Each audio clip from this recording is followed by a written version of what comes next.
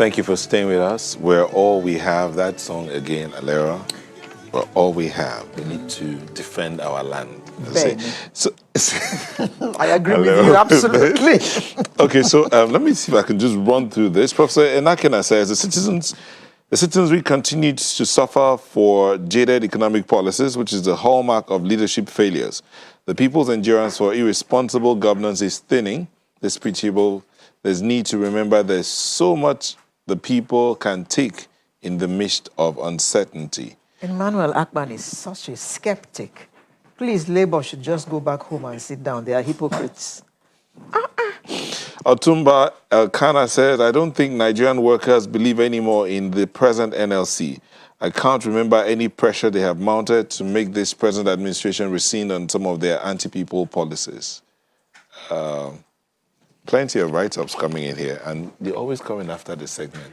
And they're always talking, they're always comparing how much petrol costs in our country to how much petrol costs in other countries, forgetting that the value of our currencies are not the same, and in some other countries, they actually refine the product. apart from all that, the welfare provided for the people is different. Where's the welfare in your country? Alera, we'll look at welfare on another day.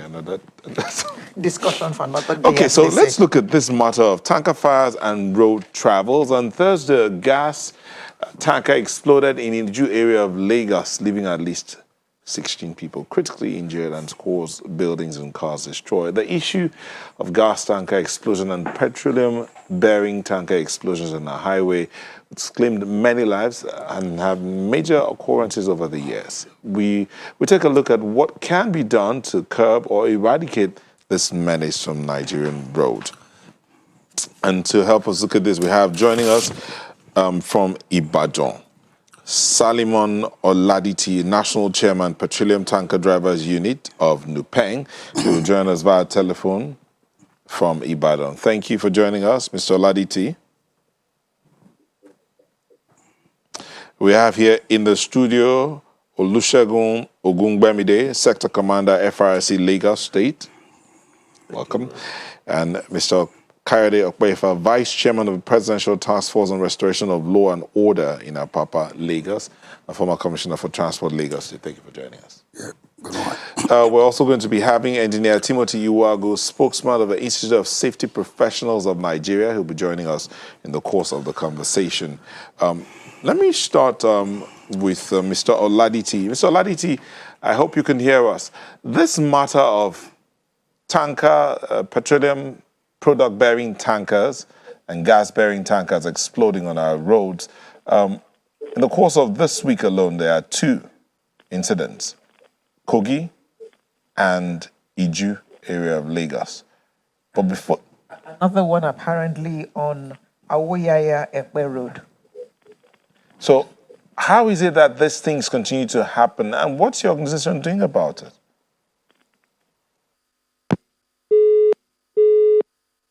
Oh, dear. Okay, we'll get back to Mr. Oladiti in the course of the conversation. Mr. Okpefa, maybe you should weigh in on this. How is it that these things continue to happen? Thank you very much. I believe the FRSC man is here to buttress me that the number is actually decreasing compared to what we used to have. And even though one accident is too many, but the fact is that there seems to be some level of improvement from what we used to have. At least I can relate to the time since I've been in government, both in Lagos, in FCT, and discussions at the different transportation fora. Now, what we need to understand is that there are some salient factors that we need to address. And until they are in proper perspective, we'll continue to see some of these recurring situations. You should also note that they occur at certain places, it's like a recurring thing at certain points. Mm-hmm. Now, you have the road is an issue. We have made enormous improvement on the quality of road. A lot of road safety audit from FRSK and some of the state government, especially Lagos. You have the vehicles that we have not gotten full traction over, the roadworthiness of the vehicles, even though various vehicles are now built to handle tanker, to handle petroleum product distribution like this double lining and the issue of valve. The major oil marketers have made a lot of improvement of that. But the independents and me and you ownership still have issues. Then we have the driver. That is another area that is critical. The people driving these vehicles, how much human capital are well invested in them or human capacity. But there are three other things that they don't even consider at all. You don't see them in the textbooks, and that is the legislations. We need to have appropriate laws, regulations, and statutes to handle this sector. Otherwise, they will continue to do it the way they want to do because it's greatly more of a informal. There's too much informal involvement. Then you have the issue of the structures. Where are the agencies to enforce the legislations when you have this issue? So many states in Nigeria don't have those agencies properly structured. I think it will also address that. Then you have the issue of the processes. For example, FRSC has the safe to load. That's a process that before you load, they must check 1, 2, 3, 4 and make sure you are okay. Now, those who are loading the tank farms and all the various depots, all the various states, where are these processes? Are they in place? Who is manning them? Who is controlling them? And when you look at the three last one I mentioned, the legislation, when you take the structure and the processes, it brings for the infrastructure. We are supposed to move fuel from state to state by pipelines. Our pipelines are there, 4,000 kilometers, system 2A and 2B, and maybe some other one from Lagos to Atlas Cove to Ijibo, Ijibo to Imosimi to Ibadan, Ibadan to Ilorin, and Ilorin to the north. As of today, you can go as far as Ilorin, but how much fuel can you pump without being truncated? So it comes to vandalism, security or insecurity, whichever one we want to call it. So if the infrastructure is not there to take care, we are now talking of the modal infrastructure is defective. Not that it's not there, we built it, but we also go in there and vandalize it. So we have to keep moving by truck. So it may also interest you, for example, when you truck out 1,000 trucks on a daily basis out of Lagos, out of this, only 300 will be in Lagos. The remaining 700 or so are going out of Lagos. So you can see how much pressure. If these tankers are moving, the ones for Lagos are moving within Lagos, maybe the drivers will not be stressed. So the driver too is stressed in doing his job. The condition under which he works is stressed. The enforcement agencies need much more legislations and authority to also take. So there are so many issues.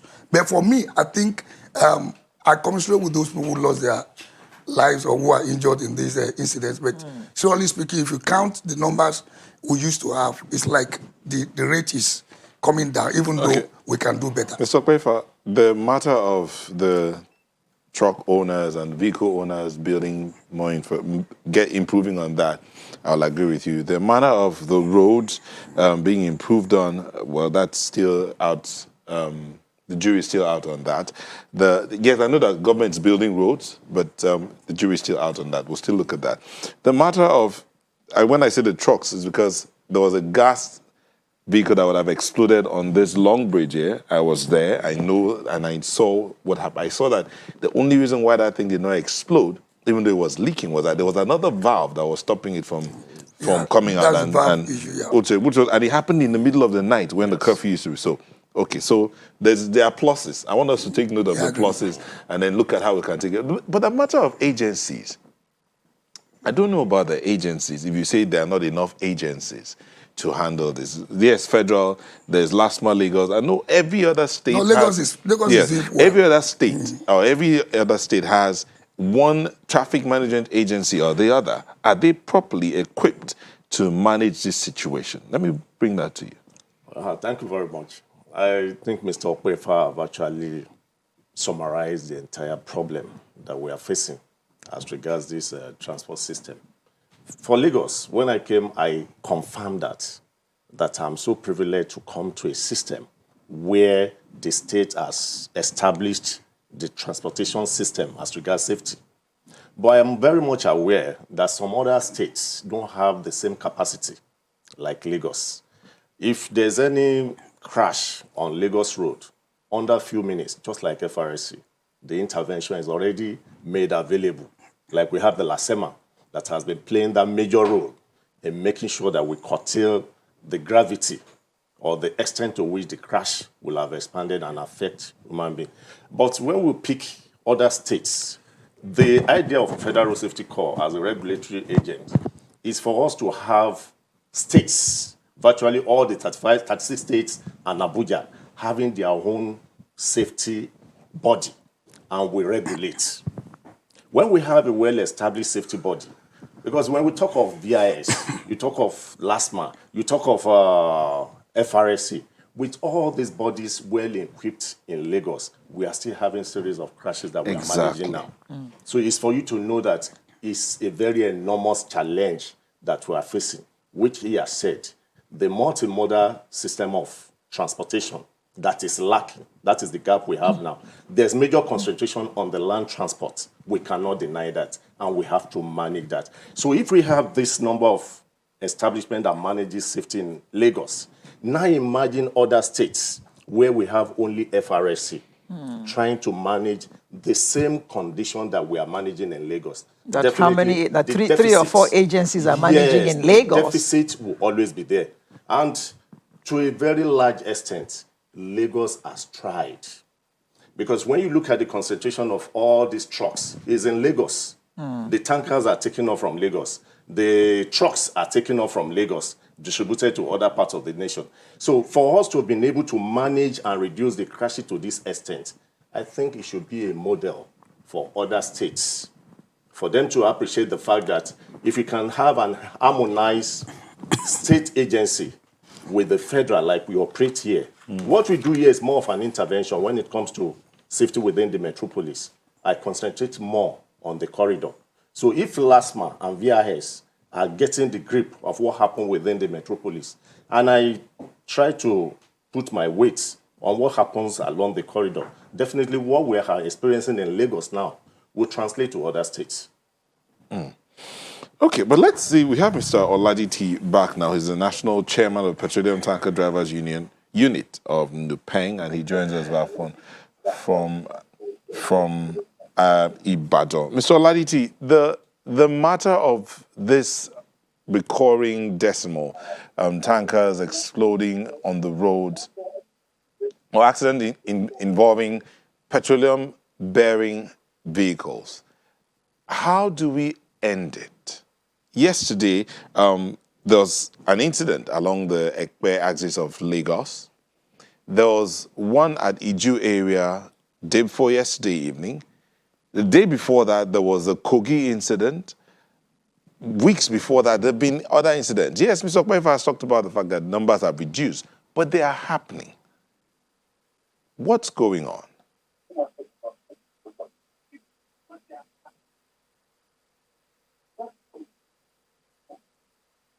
Mr. Oladiti? Thank you. Good morning, moderator. Good morning. I want to use this opportunity to thank you and appreciate your effort concerning the tanker accident, petroleum tanker accident in Nigeria.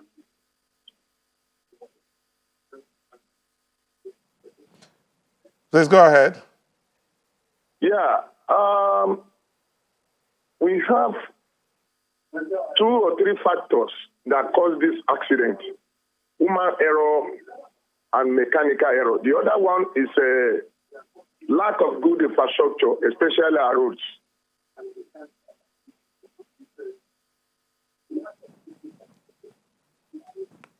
Yeah. I was in Abuja the day before yesterday, and this what we are talking about this morning is part of what we discussed.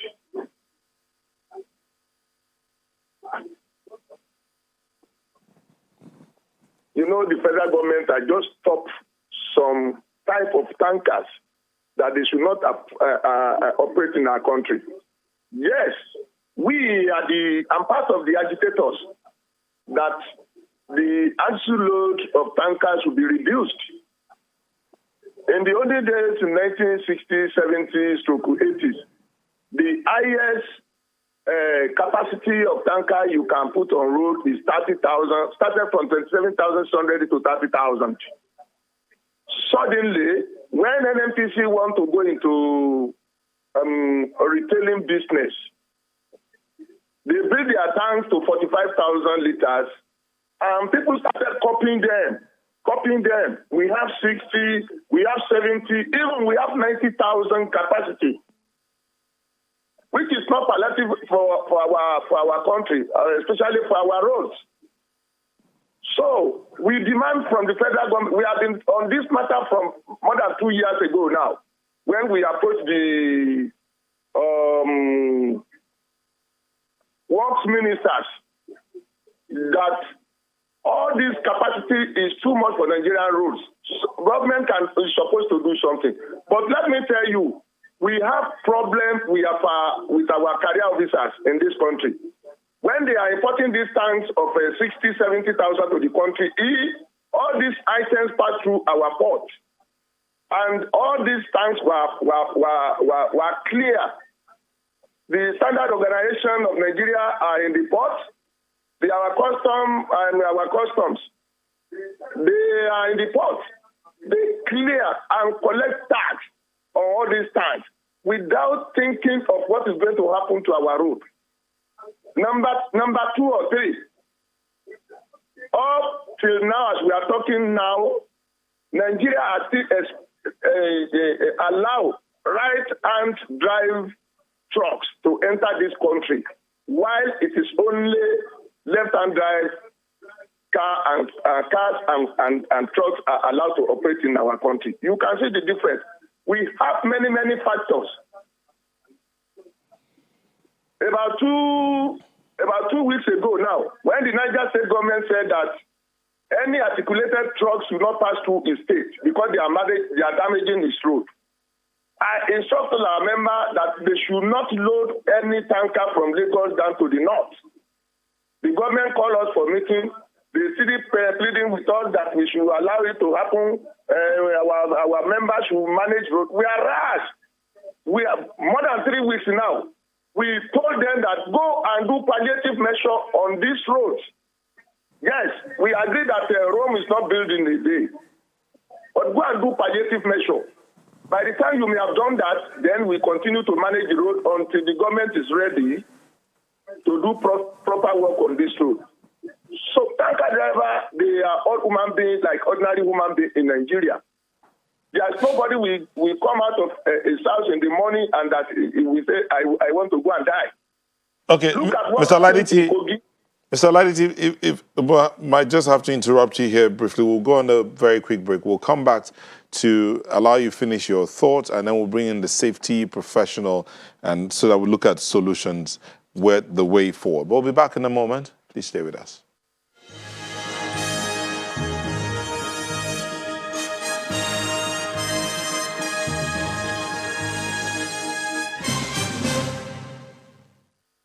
Thank you for staying with us. We still have the 4 gentlemen here, 1 via telephone and 3 in the studio.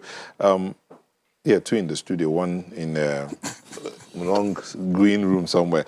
But this matter, we've written down a couple of things that are issues. I wrote down decentralization or decentralizing the distribution of petroleum products.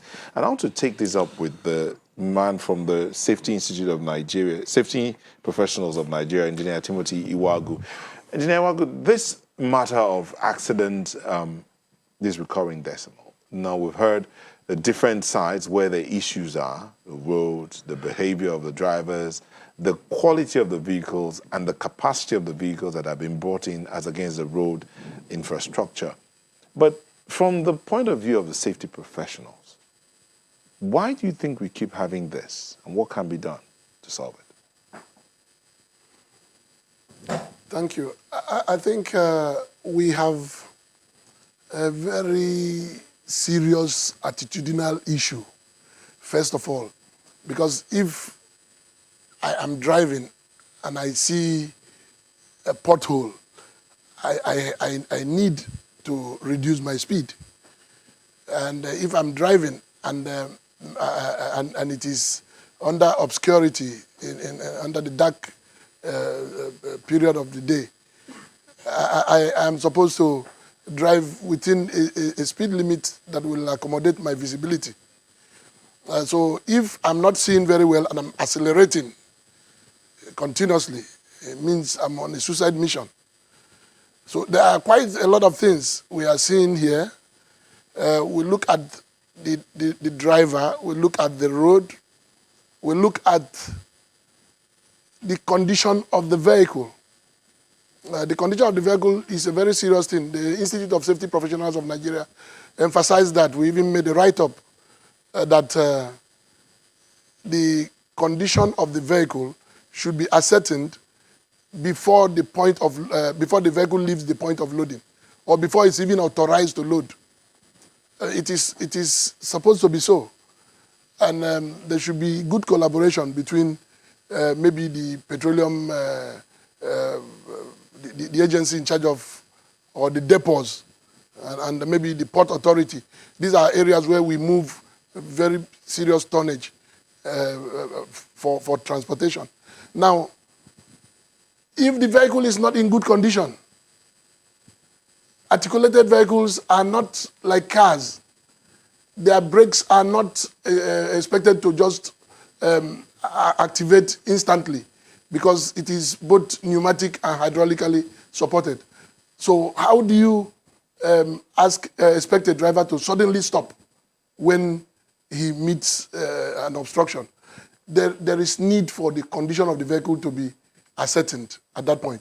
Now, the tonnage, it's pathetic to also talk about agencies like that are supposed to say, look, this is the tonnage that is allowed on our road. So you that is importing a tank that will be mounted on a truck, or that will be carried or dragged by a truck, and this volume of the tank is such that you have up to 90,000 liters, or you have up to 45, whereas we were talking of 30,000 to 33.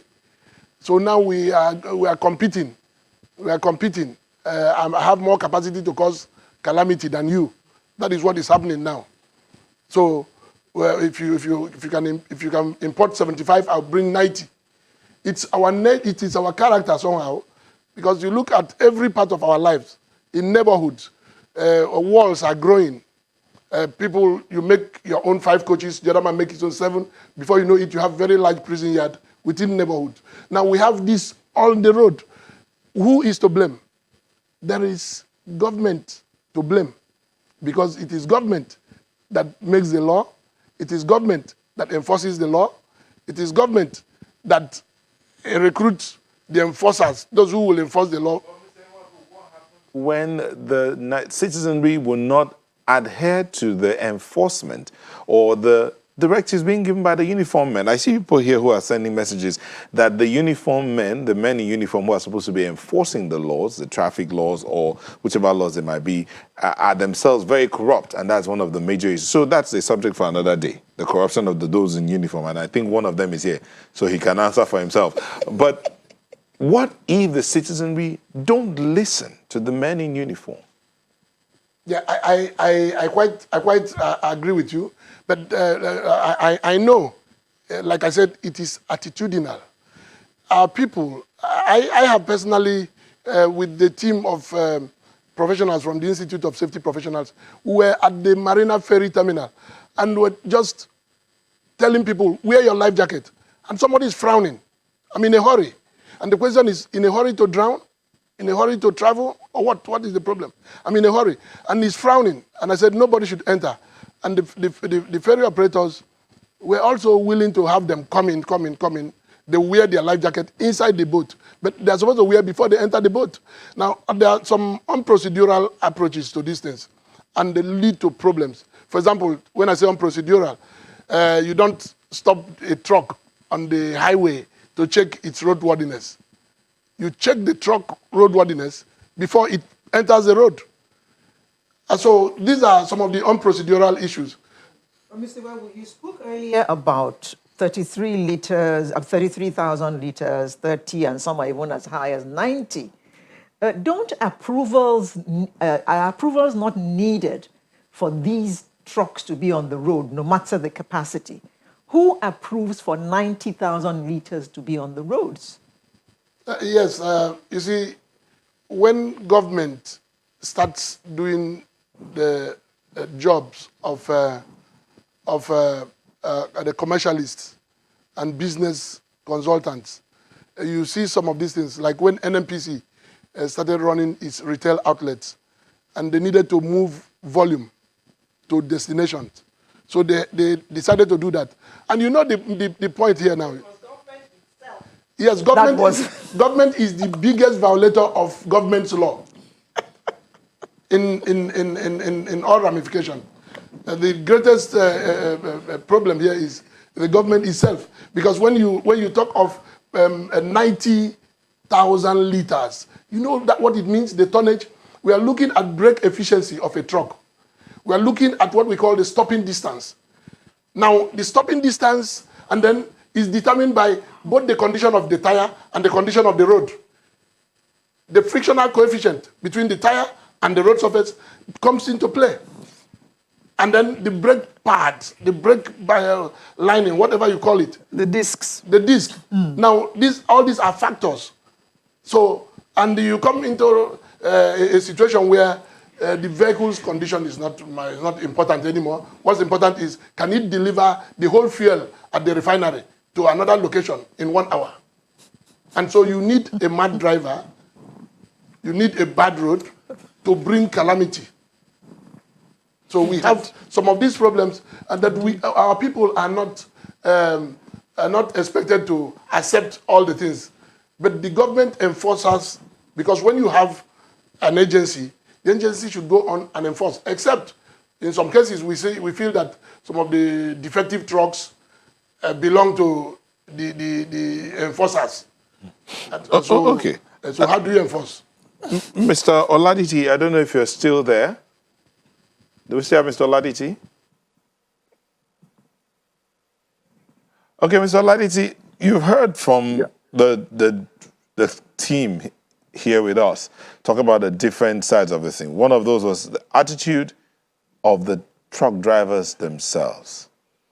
They drive these big vehicles as if they're driving the tricycles.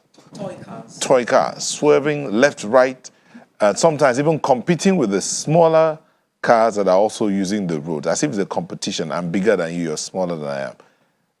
Is there some kind of training that your organization gives, or conversations you have with them to say, this is not the way to go?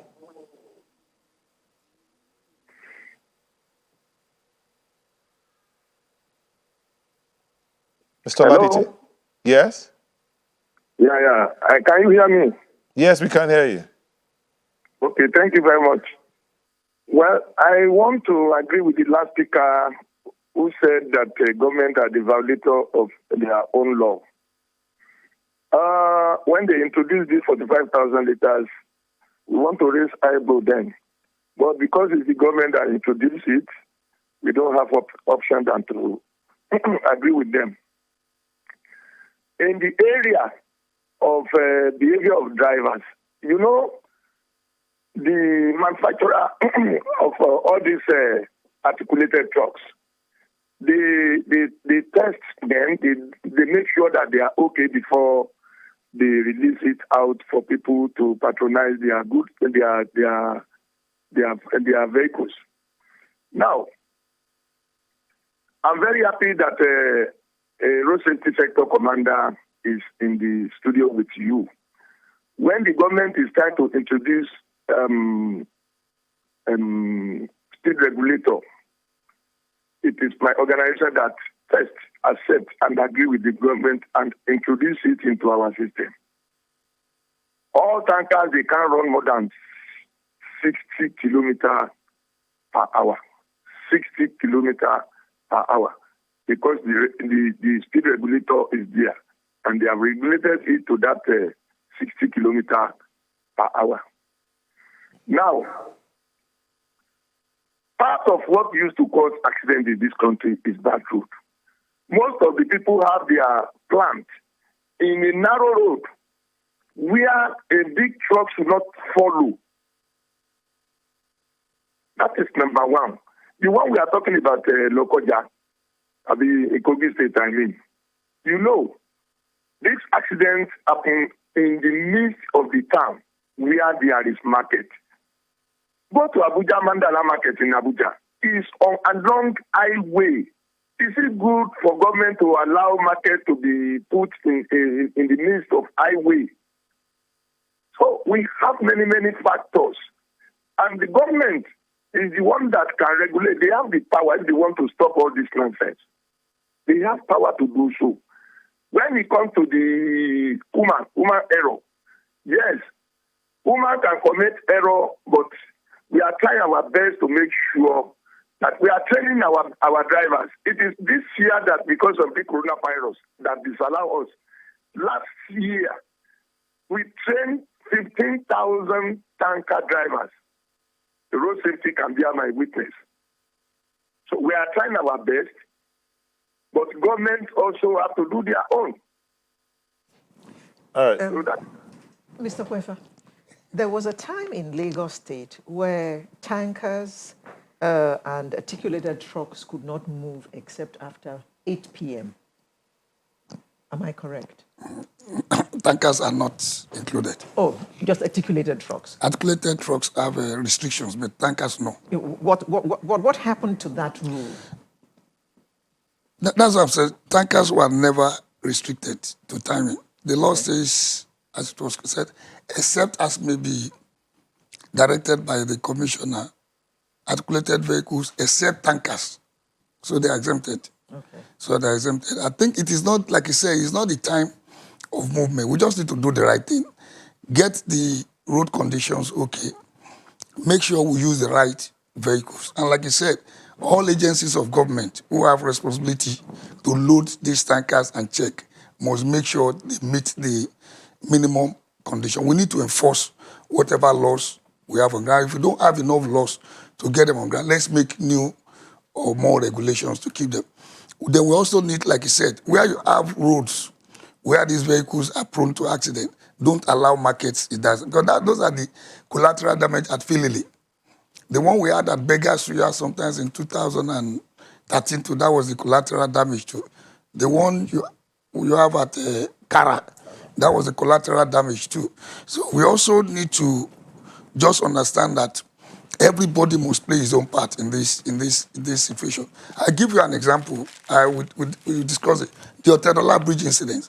We discovered it was a tree growing from under the bridge that came up and shrubs that obstructs driver's view.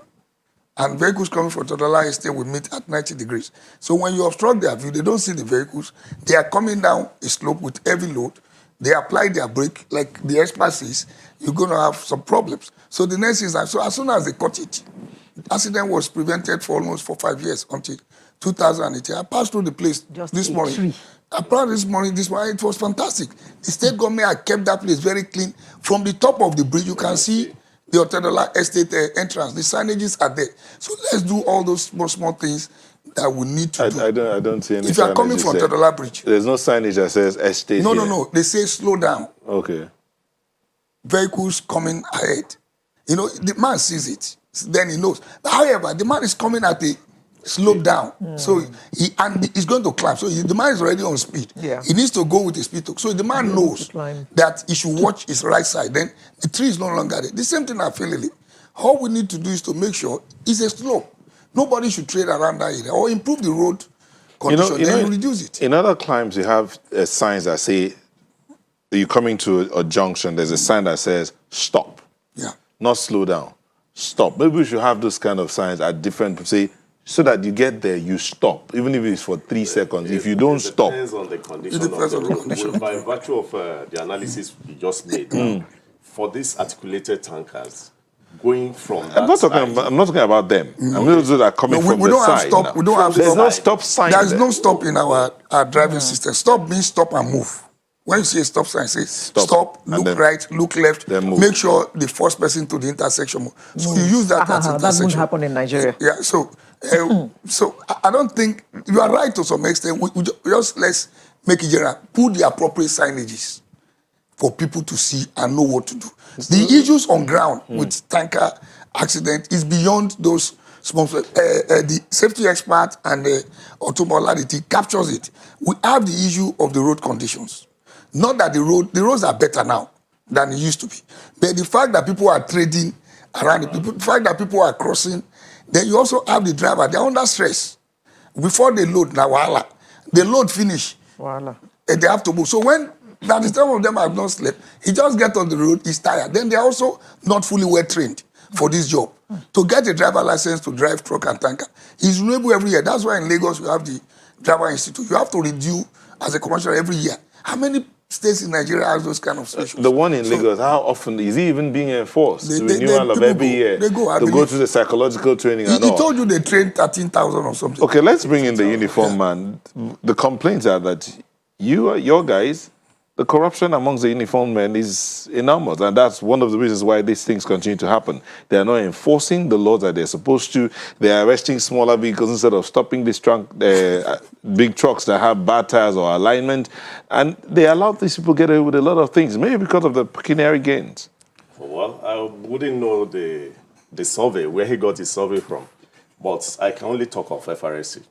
I cannot really talk of other agencies. And I know by virtue of the discipline of our own establishment, we have zero tolerance for corruption. As at last week, so many of our operatives were being terminated, and some of them had their ranks reduced. If you are caught compromising your responsibility, you face the music. Okay, sorry, let me see. Sani says, why will there not be trailer tanker accident when road safety officers will overlook reckless tanker drivers and concentrate on private drivers because of financial bribes? Yes. FRSC officials are not helping issues. Sometimes it's so obvious some tankers are heading for doom, but they will ignore them. They will ignore that. Before now, we talk about the high rate of crashes all over the Federation involving articulated vehicles. And we come to realize that running after tanker drivers on the highway can only take care of 15% of the problem we are talking now. And the resultant danger involved, you can imagine a patrol car running after a 45,000 liters tanker. The man, you don't know the condition of the driver. You don't know whether he's stressed up. You don't know whether he's mentally sound. We have had it in the past. The man would deliberately create problem so that everybody will blame Federal Road Safety Corps. Okay, just hold it there. Prompted. Okay, we'll come back so that we find solutions to all of this in a moment. Please stay with us.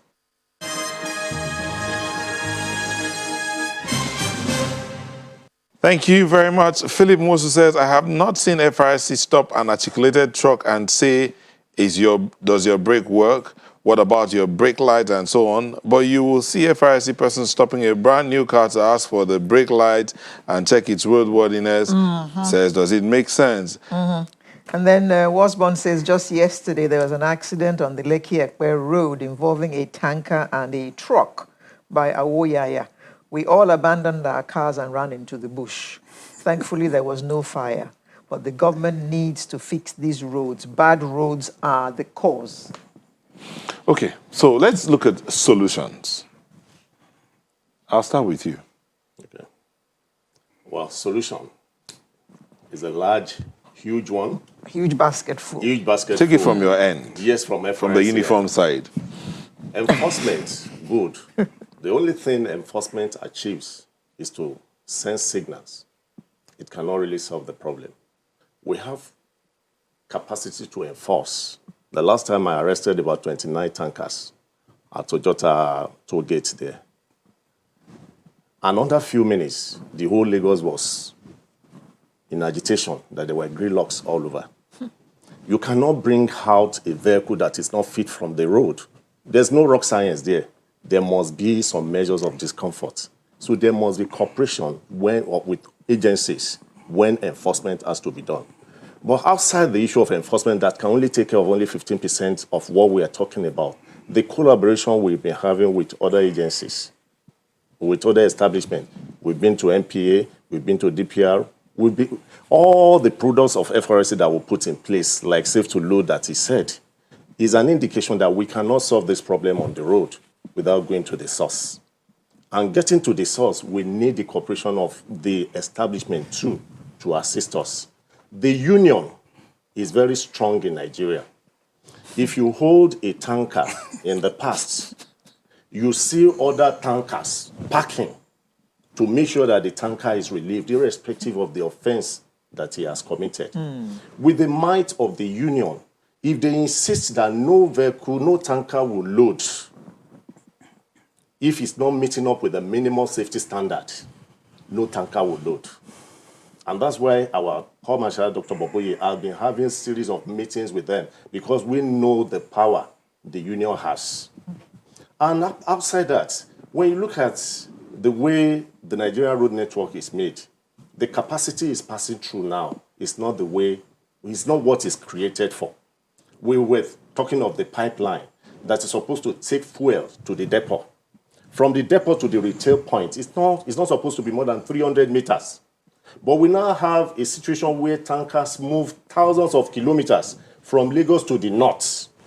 Even if the tanker is fit, in the course of the transit, something could have come up, which could be the problem we are facing now. So let us look at the infrastructure, the railways, which the government is making effort to put in place now, which can take enough capacity. And when you know, our railways don't pass through the road per se, they pass through the bush track.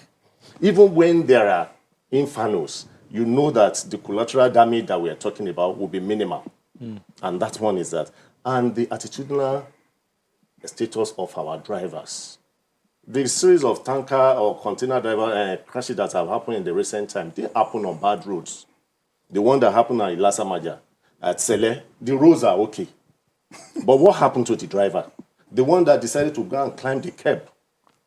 Somebody said it that if you go to a Papa corridor, the kind of trading in drugs that goes on there, you will be marveled. And this is the same person that will carry that capacity of 45,000, 60,000 tanker and be moving from Lagos to the north. So again, the uniform guys, other agencies need to step in. Enforcement. And talking with them at the same time. The enforcement can only do a little. But all what we're saying is that it's an all-encompassing thing. The union, enforcement, the government involvement in building all the infrastructures that are required so that we can get there. Mr. Okpeifa. Yes, sir. Solution. You mentioned three things: legislature, agency, and processes. So in addition to all those three, typical road, vehicle, and driver, we need to look at our laws and make sure they are enforced. We need to put up the appropriate structures to ensure those laws. For example, this safe to load. Why should a tanker leave and be leaking along Fagba Road or wherever? That's the one that happened in Lagos. It was leaking. So we need to make sure that the enforcement agencies and the authorities enforce it. Then we need to do road safety audits on all those national highways where we used to have accidents, and government should make a budget available. Then the Ministry of Transportation, federal, should show more interest in road safety and not just leave it to FRSC and the Federal Ministry of Works. And in conclusion, I think we need to talk to the tanker operators, Moman, major oil marketers. They are doing fine. DAPMA, the depot owners, and then IPMAN, and then the NUPENGA and the PTD. They need to operate minimum standards. And every Nigerian should commit. And let me lend the voice. This issue of 45 and 90, 60,000, I think it should stop with immediate effect. We understand they have been granted opportunity to operate till about December. I don't think that should be. What they should do now is that even though they can't change their trucks, make sure from the depot you don't feel the tank takes 11,000, 15,000, 20,000 per 3 dockets. Make sure you don't load more than 11,000 into any of the 3 dockets. I think we can start with that. Then we address the issue of that. Then any tanker that does not have a valve, that does not have a safety valve. Because when a tanker falls, it falls in America, it falls in Europe, but it doesn't go into flame. And it doesn't keep people. If it doesn't have safety valve, this thing has been there for about 3-4 years. I've attended many seminars with them and the current Minister for Works. And we are committed to a particular year. So if they've not made, kick them out of the road. We already have too many tankers. So that's Mr. Laditi's That's area. exactly what he's saying. They're in support.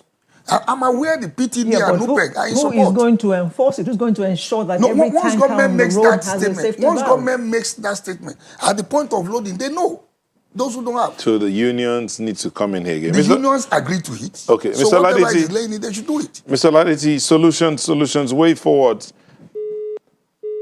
Okay, we don't have Mr. Lazy. Before I bring in Mr. Wagu, there's this, Gandhi says, this issue will continue until we move distribution of petroleum products and large goods to trains.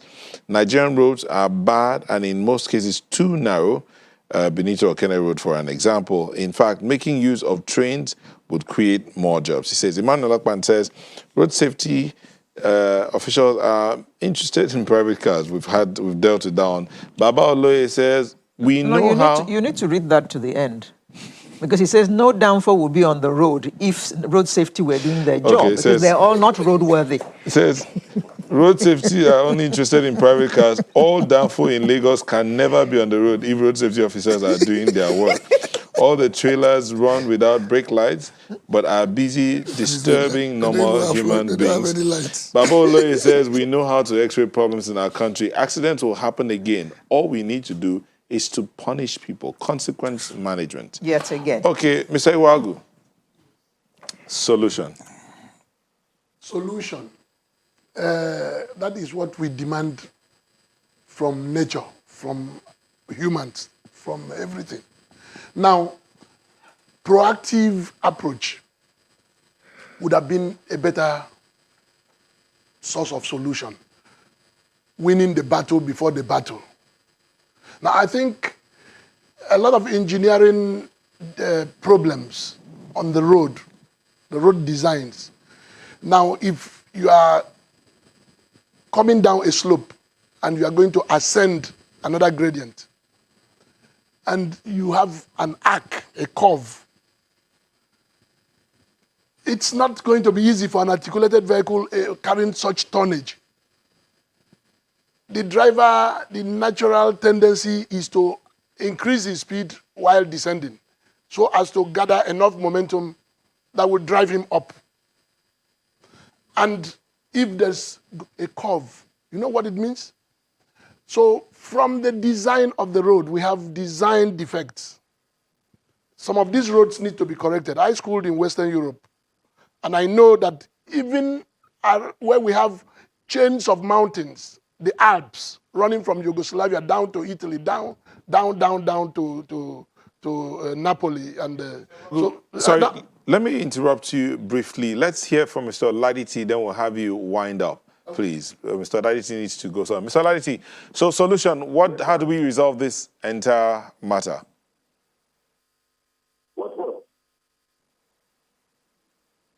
How can the union help to end the accidents on our roads involving tankers and big trailers? Thank you very much. We are all human beings, as I said earlier. There's nobody will come out of the house in the morning and still want to go to work and they say, I want to go and die. The government should help us. Look at the right of way along our roads. What is the distance that government said before you can have any structure? What is going to be? I think it's 150 feet. Did Nigeria comply? What governments are doing to that? So, we are collaborating with the Federal Road Safety. You can ask the sector commander concerning the training and retraining, concerning whatever mechanism they try to introduce to make sure that our road is safe.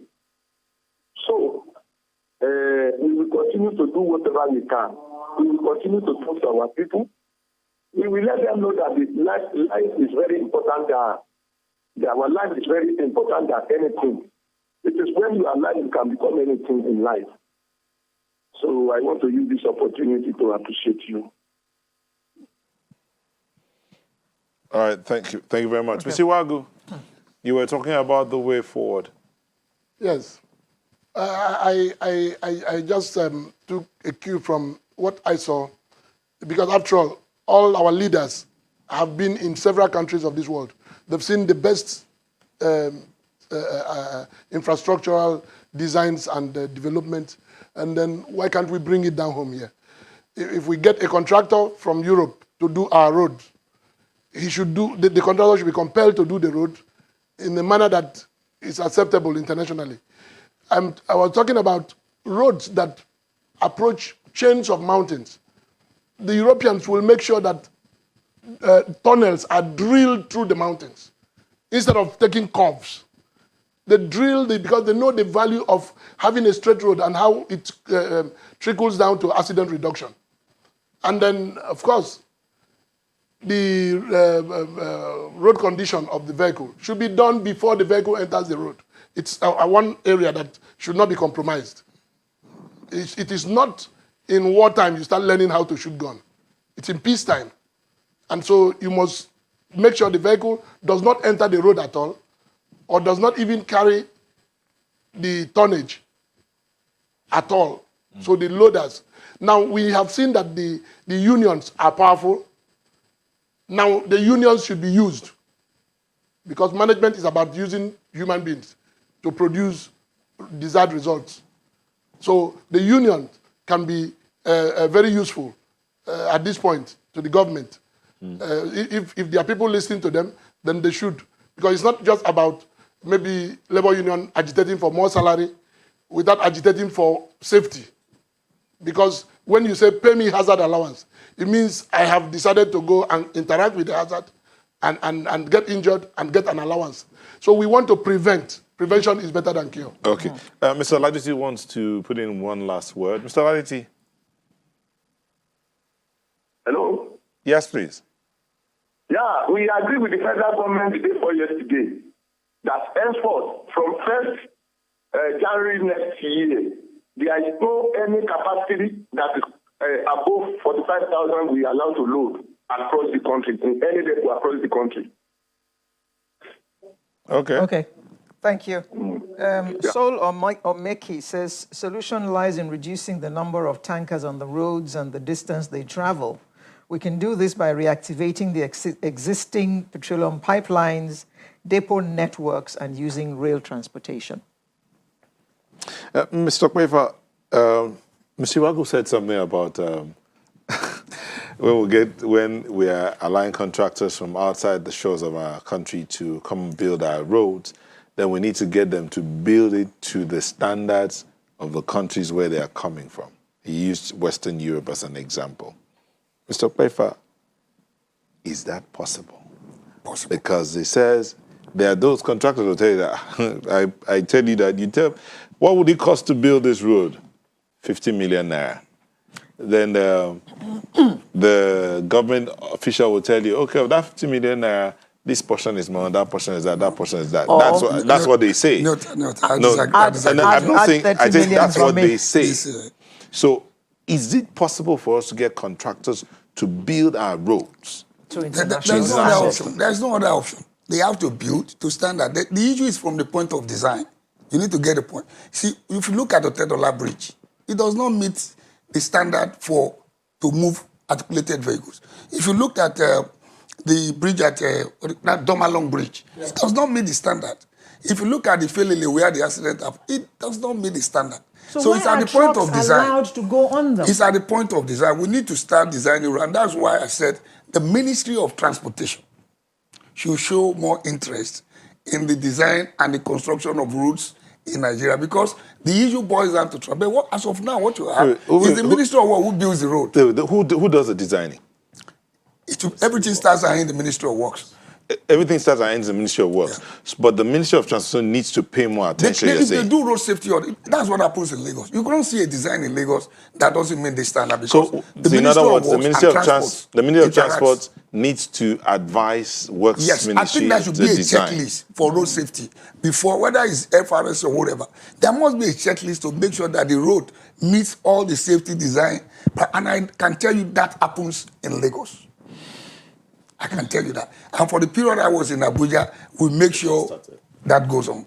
That happens. So that has to happen at every point where a road, because the road functionality is going to be transferred to the Ministry of Transportation. So even if it was not done, they must conduct regular road safety audit. So the road safety audit will tell you over the period of years what has changed in the environment, like the markets, like the slopes. You can correct all these things. For Felele, the FRC did that study. FRC submitted a report, but it is yet to be done. So continuous road safety audit on all our roads and where we have accident will assist. And that is not expensive. For the Otadola one I mentioned, it didn't cost Lagos State government. I don't think it cost us then up to 50 million. to get the thing corrected. The first thing was to cut the tree, free of charge. You cut the tree, then you now put signages, maybe another, then you got the expert from University of Lagos, Professor Oni, and the team from LASU School of Transport. You pay them some small amount. They did the study, and government implemented and did all those things. Unilag and LASU did the work. They did the road safety audit with the Ministry of Transport. That's gone to government. Yes. Yeah. You were going to say something. I said the gown. But it is not always true that government looks over things. No, it is once the design and all the parameters, like I said, are met, nobody will change how you construct it. In all of this thing, my concern personally is about the attitude of the driver. Both the small vehicle and the articulated vehicles, the attitude is a major concern. In final word, Mr. Iwuagu, what should be done about the attitude of a driver in Nigeria? I didn't say Lagos. Nigeria. In Nigeria. Yes. Because the Nigerian man ordinarily is a very different human being. Whether if you meet him at the airport in New York, you differentiate him from the New Yorkers. So what we are saying is this. The attitude of the driver, we talk of human capacity development. How do people become drivers here? Some people become drivers before they get licensed. And then where do drivers stay? The owners of trucks are not even interested in actually the well-being of the driver. The driver is seen as part of the tool, not as a resource. So the driver can just sleep on his seat while his truck is on queue for 3 weeks, for 1 month, for 2 months, and he's eventually loaded. During that period, he's on the road where no convenience for him, what he eats and how he sleeps. He consumes everything, including very illicit and toxic substances. Now, some of them live on these things, and they get their normal mental capacity modified such that when they are moving, they can see a little car as a cat. So they do a whole lot of things. So the training of drivers is so important. And I want to use this time to inform the agencies that whatever training you want to give to drivers, you need to incorporate the expertise of safety professionals from the Institute of Safety Professionals of Nigeria. This is our country. Sometimes we keep all these professionals away because of money. The Institute is not asking you to share money with them. We are saying, let Nigerians stay alive. The aim of work is to earn a living, not to earn injury, illness, and death. All right, thank you, Mr. Iwuagu. If we allow you, you'll continue and continue and continue. Mr. Iwuagu is of the Institute of Safety Professionals of Nigeria. He's also the Lagos State Coordinator. We also had Mr. Kayode Okpeifa, Vice Chairman of Presidential Task Force on Restoration of Law and Order in Apapa, former Commissioner for Transportation in Lagos. Mr. Olusegun Ogungbemide is the Sector Commander, FRSC Lagos State. We also had Salimon Oladiti, National Chairman, Petroleum Tanker Drivers Unit of Nupeng. Thank you, gentlemen, for coming in this morning to share your thoughts. We do appreciate and hope that we can have some level of sanity on our roads. So as we'll be back in a moment, just stay with us.